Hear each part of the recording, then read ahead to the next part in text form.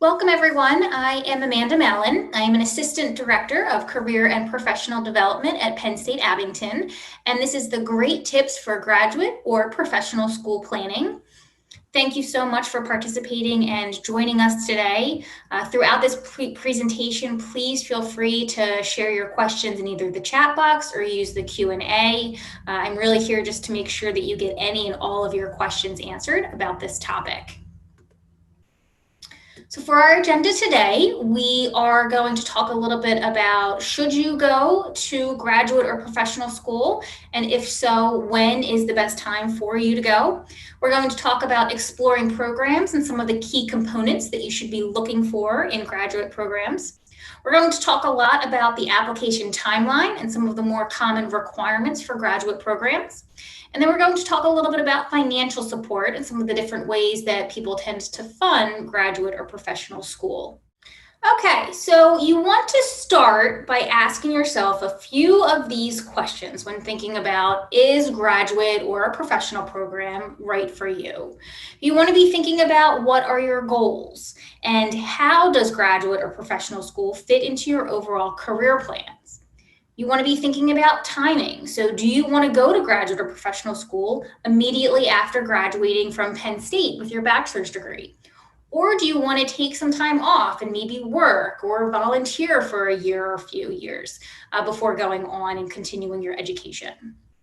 If you are interested in going to graduate or professional school, you want to think more about what types of disciplines or research areas are you interested in, and how will that affect your application process. You want to think about, if you don't go to graduate school, what would you be doing instead? So whether you're just taking some time off before applying, or if you ultimately decide that it's just not the right fit for you, what would you be doing instead of going and continuing your education? And then finally, you really want to take some time and evaluate, is graduate or professional school just a backup plan for you? So right now, it's a little bit trickier to do a job search because of COVID-19. We understand that.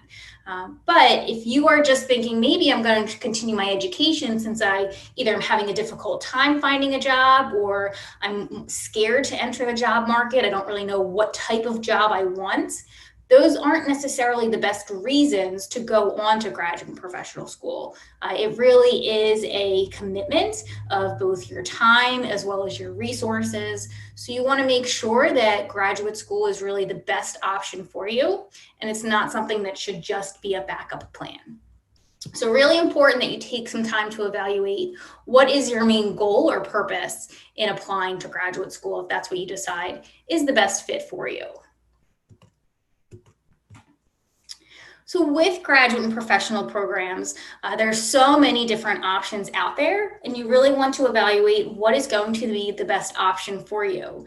So this is showing just some of the different types of programs that are out there. There are multiple different master's degree programs. So MA is Master of Arts, MS, Master of Science, you have Master of Education, Master of Business Administration, Fine Arts. You have PhD programs that tend to be more research focused, depending on the subject area that you're studying. And then there are some more practice focused programs, like a PsyD, a Doctor of Psychology, EdD, Doctor of Education. And then JD is for law school, MD is for medical school. So there really are so many different types of programs out there.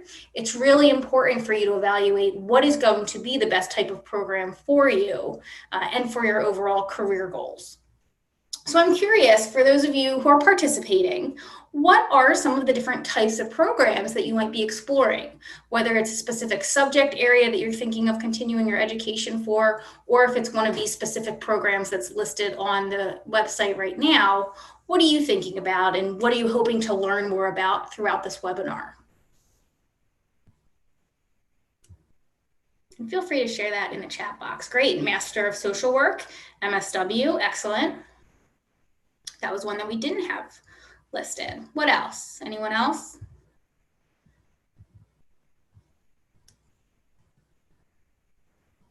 All right, great. PhD, looking at psychology. Master of Education. Excellent. Thank you all for sharing. Someone's looking at PhD in theater arts. Great, so we have a nice variety here today. So this chart here is showing you some of the more common differences between master's degrees and doctorate degrees. And what I have at the top is it's showing that this chart is actually available in our career guide. And for those of you who are not familiar with our career guide, we link to this under our 24/7 career tools. And it is just a great resource for anything and everything related to career planning. And there is a whole section, about 10 pages worth, specifically focused on graduate and professional school planning.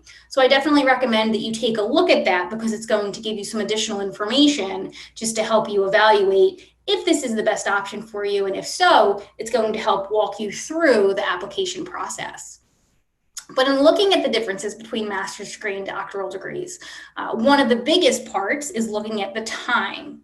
So master's degrees tend to be a little bit shorter than doctoral degrees. So it's really important that you're thinking about, number one, what is your ultimate goal? Is there a specific type of degree that you need for the type of job or career that you're hoping to pursue?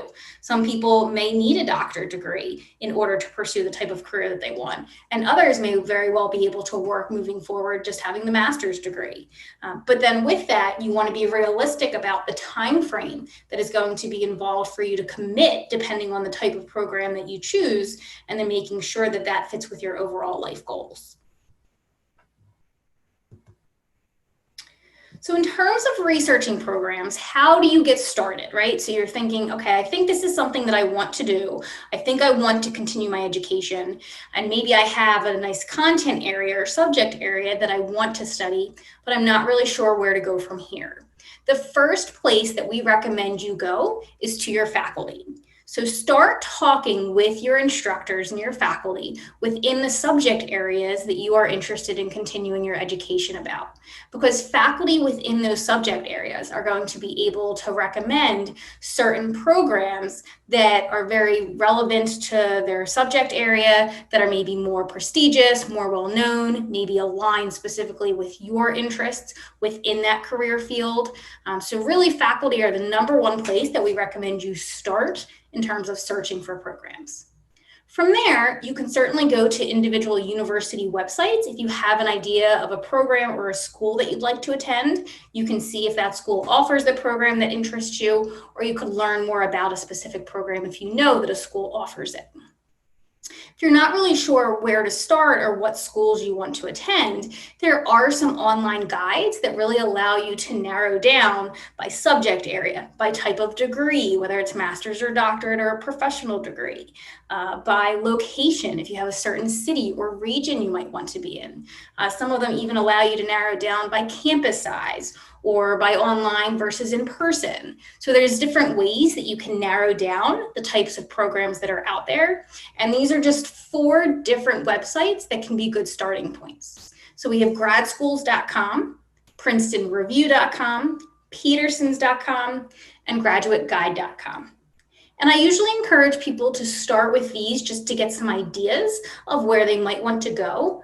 But then I always recommend that once you identify some programs, you go back to those individual university websites, because those are what's going to give you the most information related to that program to help you really evaluate if it is a good option for you. And then some professional associations will also recommend or identify specific programs related to that field. So these are just 2 examples that I have listed here, but the APA is the American Psychological Association. So that can give you more information about graduate programs and continuing education opportunities specifically related to psychology. My ACPA is the American College Personnel Association. So that's for people who are interested in higher education graduate programs. But similarly, if you identify professional associations related to your career field, so social work, theater arts, you then also might be able to see some very specific graduate programs within that field, and that might help you give you a starting point as well.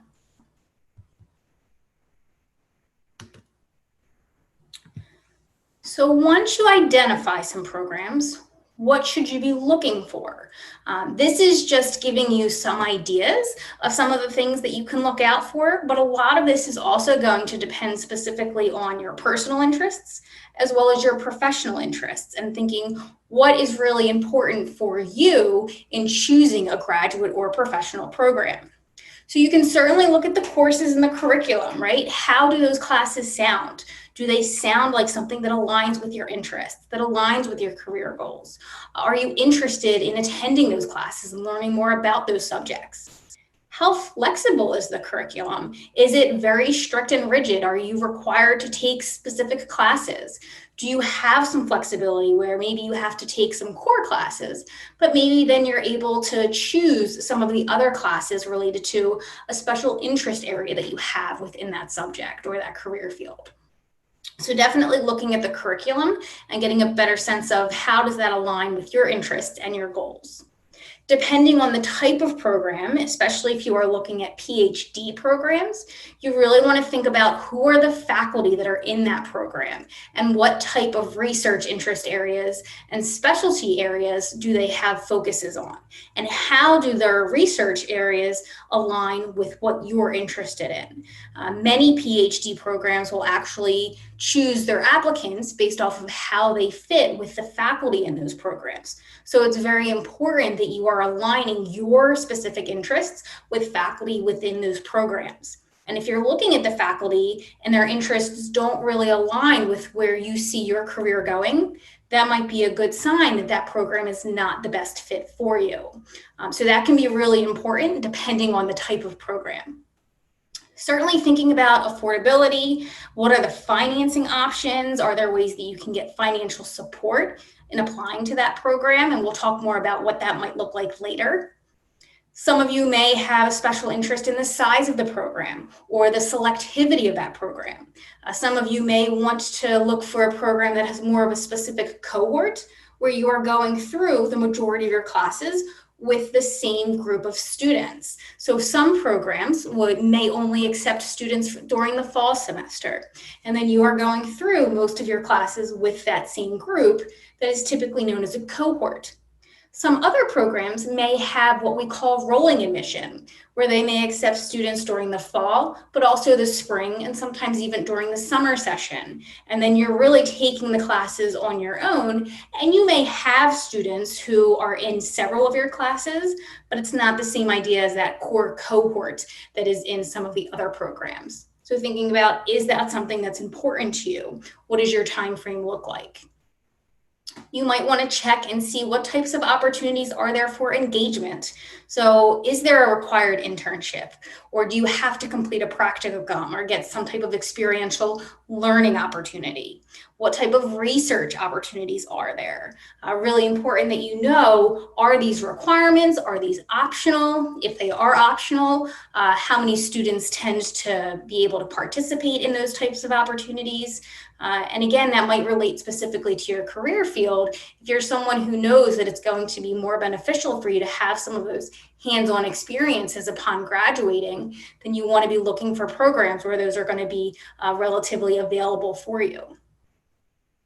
I would say, especially if you are someone who is looking for a full-time graduate program as opposed to a part-time program, you really want to be thinking about what are some of the opportunities for graduate students to get involved throughout that campus, throughout that university. And then thinking along with those lines, what is the graduate student support? What is the multicultural support? How does that university support students who are going towards those graduate and professional programs? Because you're still going to want to access the majority of the resources, whether or not you are going full-time or part-time for that program. And then just thinking about, is the reputation of that school important to you? How is that going to look when you are applying to positions after graduation? Is location something that's important to you? And then thinking about the admissions requirements and how do they align with what you know you can meet in terms of the requirements. Again, please feel free to ask questions as we go throughout this presentation. I'm certainly happy to answer anything that would be helpful for you. This is a nice application action plan, and this is also taken from the career guide. So again, I recommend that you take a look at that after this presentation.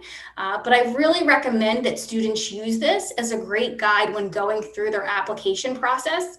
And whether you are going directly after graduating with your bachelor's degree, or even if you choose to take some time off, I still think this is a really good guide just to keep you on track, and it breaks down step by step what you should be doing to make sure that you're on top of that application process.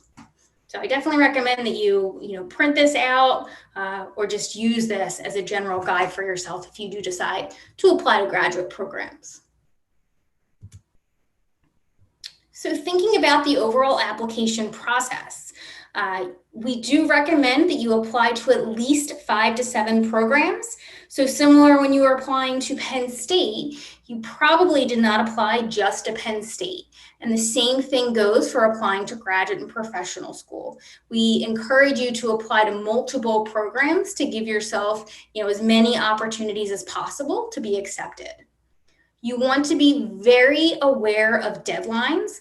And as I go through these application process and some of the more common requirements, it's very important for me to mention that while there will be a lot of similarities in application requirements for programs, especially programs within a similar subject area, I always, always, always emphasize that you want to check every single school and program's specific application process and application requirements, and you want to make sure that you are submitting everything that that school is requesting.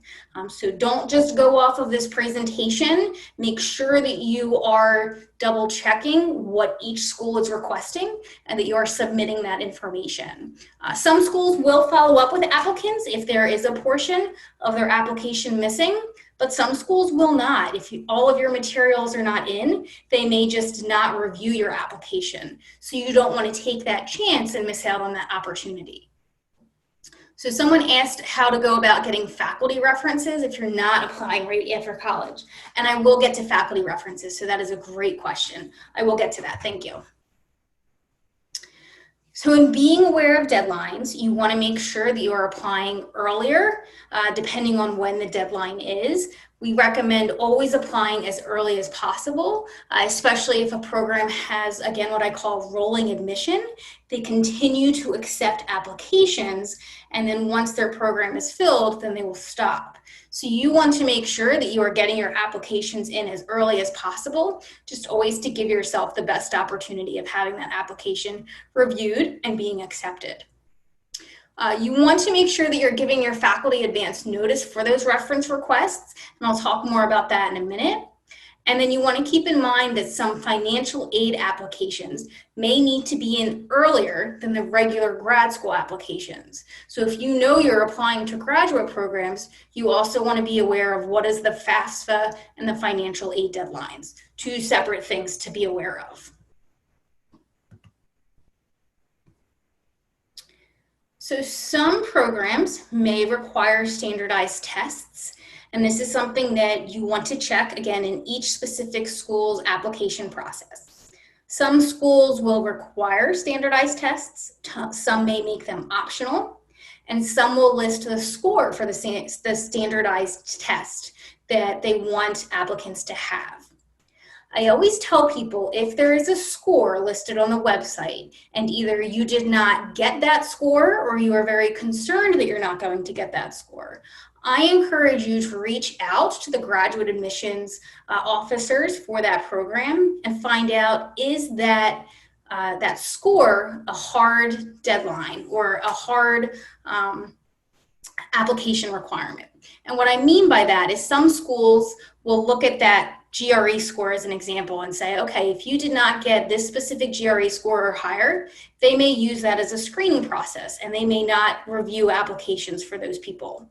But other schools will say, we want you ideally to have this GRE score or higher, but we look at all applications. We look at the big picture of what you're submitting. So even if you didn't quite get this GRE score, but you have other things in your application that really set you above and beyond other applicants, they may still consider you. So, try not to put too much pressure on yourself when looking at some of these standardized tests. Because many schools will not use it as the only thing that they're looking for from applicants. So thinking of letters of recommendation, many schools will require students to submit at least three letters of recommendation per application. And we do recommend that you give your faculty at least a month's notice if possible. So give them plenty of time to write the letters of recommendation. And if you don't plan on applying directly after college, then what I usually recommend is talk to the faculty while you are still a student and let them know that you may be going to graduate or professional school in the future. It's something you're still thinking about, you want to take some time off and either work or volunteer or do whatever while you continue to explore your options, but you can let them know that it's something you're thinking about. If you end up applying, would they be interested and available to write you a letter of recommendation in the future? So that way you're planting the seed, and then what you can do is, say a year or two later when you're ready to apply, I always recommend, if you can, to try to ask that faculty member if you can meet with them. And when you meet with them, that's a good time to just fill them in on what you've been doing since you graduated from Penn State, so you can talk with them a little bit more about how you've been spending your time. You can refresh their memory with some things that you did during your undergraduate experience, and then you can ask them at that point about being a reference for you. And then you can share more information about the specific programs you're applying to and anything else that they may need. So I hope that answered your question. If not, please feel free to ask a follow-up and let me know if I can provide additional information there.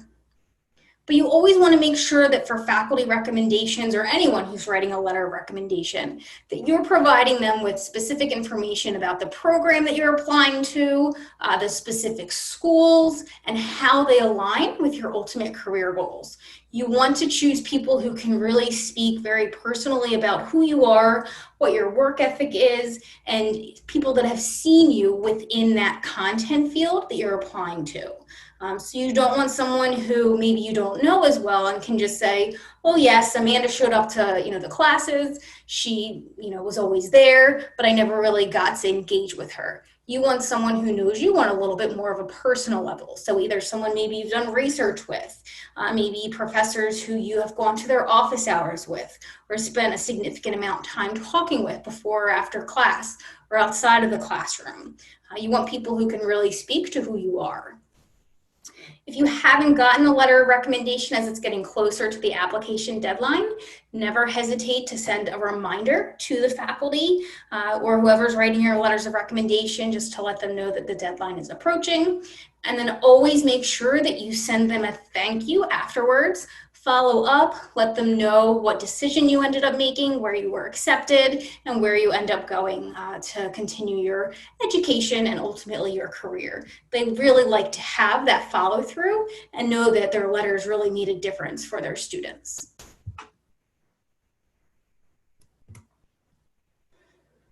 So typically, a big portion of the application is also the statement of purpose. This is also the personal statement, personal essay. Sometimes there are specific questions that you have to answer. Sometimes it's just very general, tell us why you want to apply to this program or why you're interested in this specific field. Every school does this a little bit differently, but there's typically some type of writing statement that you need to include. So when possible, you do want to tailor this to every specific school and program you're applying to. So tell them what specifically stuck out to you about their program and how it aligns with your professional skills. So really be thinking about, what did you see on the website? What were things that resonated with you about the coursework, about the engagement opportunities, maybe about faculty research? If you've already connected with a faculty member, that's something that you could highlight throughout your statement of purpose and talk about who you connected with and how your goals and interests align. You can also talk about what skills and experiences that make you a unique fit that can allow you to really bring something unique to their program. So think about, what have you been involved with throughout your undergraduate experience?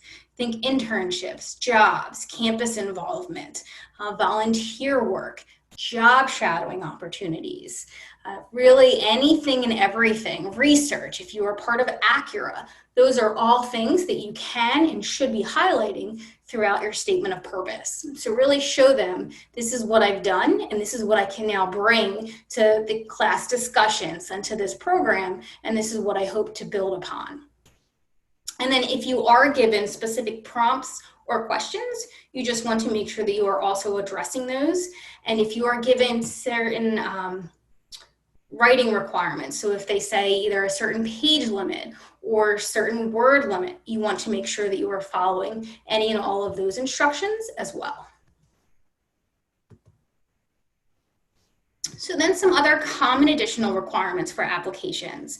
They may want to see your undergraduate transcript, and they may have specific cumulative GPA requirements. So again, that's something you can always reach out and say, I see your program is listing this specific GPA requirement. If you are someone who is not meeting that requirement, ask if that is a hard cutoff for them, or if they do look at other things for the program as well. It just lets you know, is it worth you submitting an application?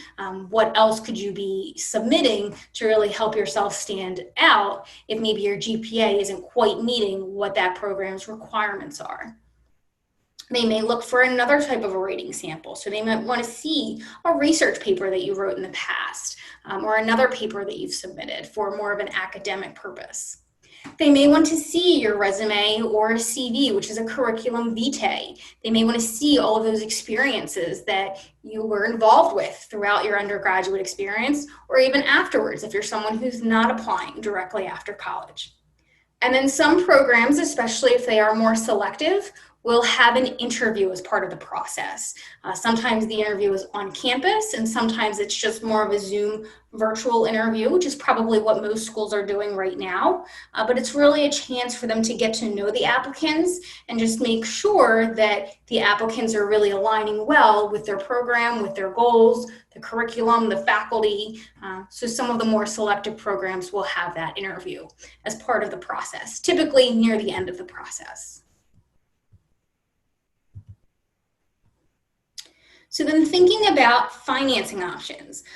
This is really important because graduate and professional school, I said this earlier, it's a commitment. So it is a time commitment, and it is also a financial commitment.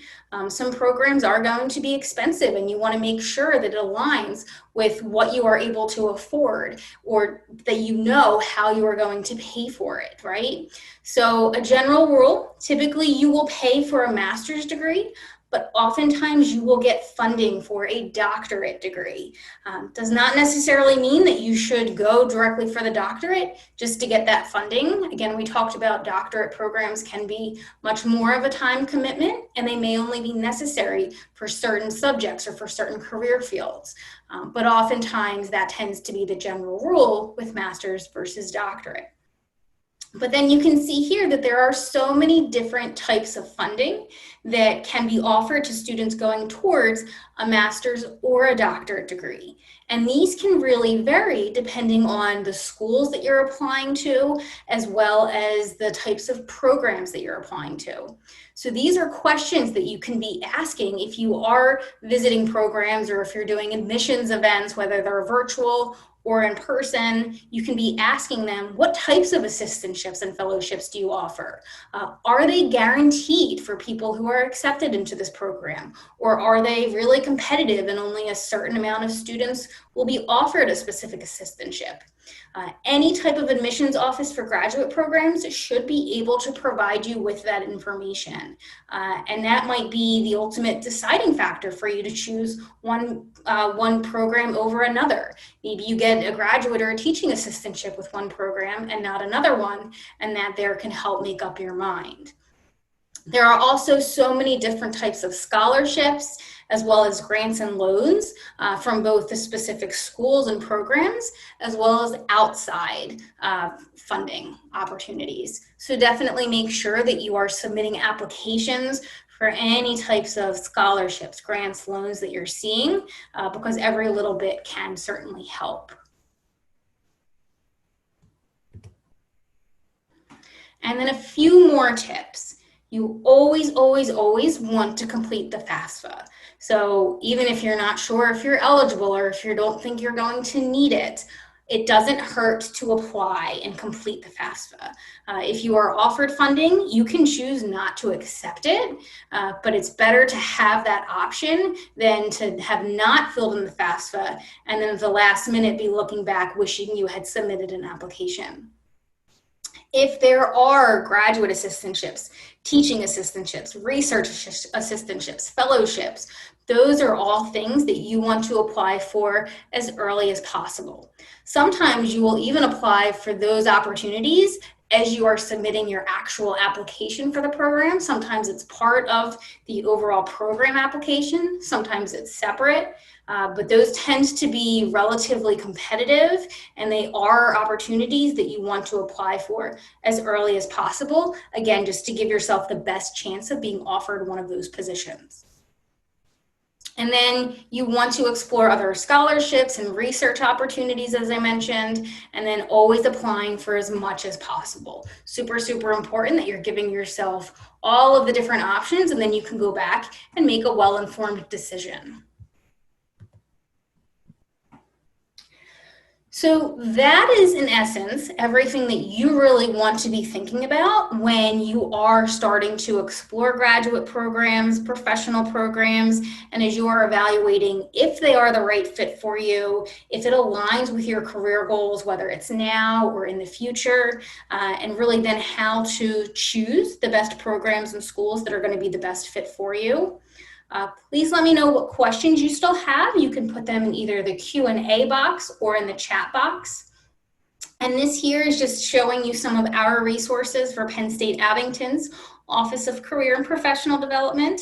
I definitely encourage you to reach out to us if there's anything else that we can do to support you, whether it's helping you continue to search for and apply to graduate professional programs.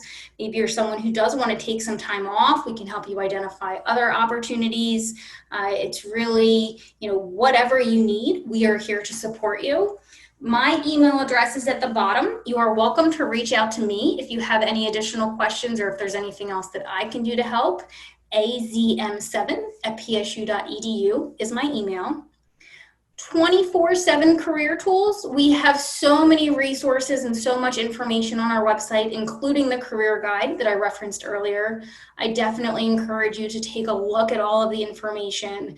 There's things on there to help you identify internship opportunities, full-time jobs, as well as helping people to identify majors and careers if you're not really sure what direction you want to go into just yet. And for those of you from Abington's campus, engage.abington.psu.edu is really the resource that is going to show you all of our different events and the events going on around campus throughout the fall and spring semesters. So you'll be able to see all of the career and professional development events, as well as many of the other student engagement and leadership opportunities around campus. So definitely take a look at that. Okay, this program has been recorded, so it will be available on our website, and you are more than welcome to go back and reference it. And then certainly, as I mentioned, if you have any other questions, please feel free to reach out to either myself or our office. We are here to support you and help you however we can. Thank you all so much for participating. We really appreciate it, and we hope to see you next week for our next webinar. Have a great afternoon, everyone.